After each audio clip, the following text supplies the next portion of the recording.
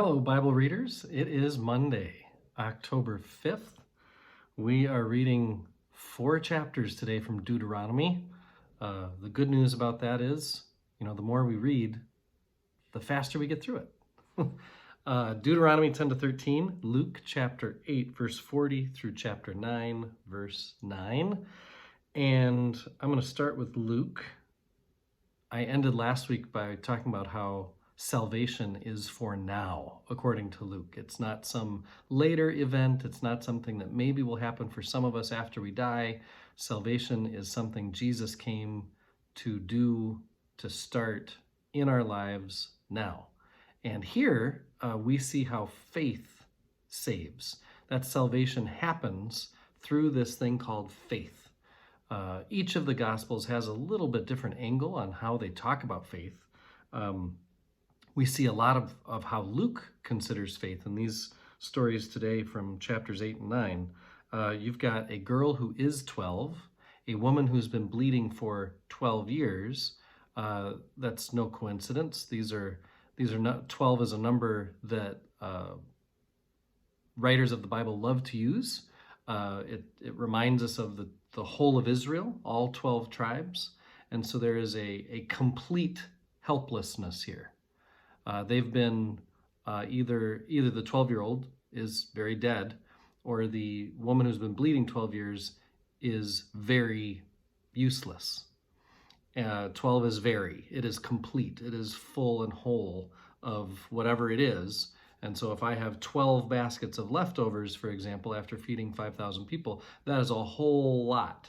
If I've been bleeding for 12 years, that's a whole lot of awful. So that's what 12 is for. And what unites them, this 12-year-old and this woman, is they are both healed by Jesus. And Jesus says, the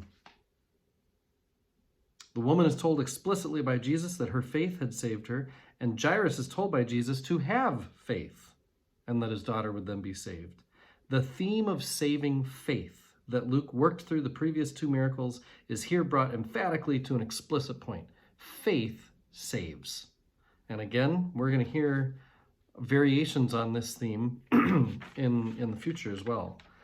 As we go to Deuteronomy, I should have said also there's preparing a leadership for the people.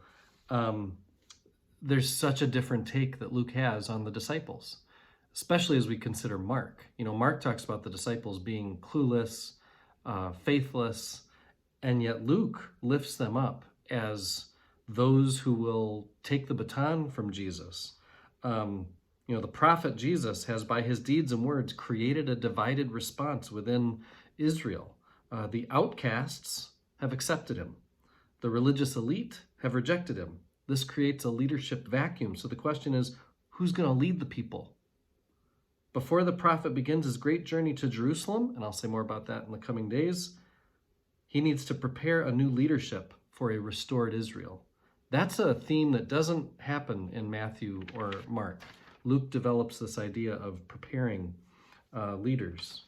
So in Deuteronomy, Moses wants to paint himself as the great intercessor. Don't trust yourself, Israel. Trust me, Moses. Trust intercessory prayer. The real important piece here is that sermons and prayers are a new emphasis. If you think of the previous books we've read, especially Leviticus, it talks about sacrifices, worship, those pieces that you do at the temple that all the people do. Moses is saying prayer and spoken word sermons are important. He reminds them in chapter 11 that the law carries curses and blessings. The law is simple, but not easy. And then in chapter 12 and 13, we enter into the Deuteronomic law code. There's a unity and purity of worship, one central sanctuary. There's a perpetual temptation to worship other gods. And there is a ruthlessness, uncompromising intolerance and harshness for those who will try out what it's like to worship other gods. And here's where I need to read this line for you. We need to read this section critically In the light of later Jewish and Christian moral ideals, it can in no way be elevated to provide a pattern for modern religious goals or modern attempts to appeal to this law code, even in a modified fashion. If we do, they are fraught with the gravest dangers. The Deuteronomic law code gets pretty intense, and if we were to call upon it as how we should be with each other in the world, it doesn't fit with grace, mercy, love, and peace all the time. And so we're going to read it critically together.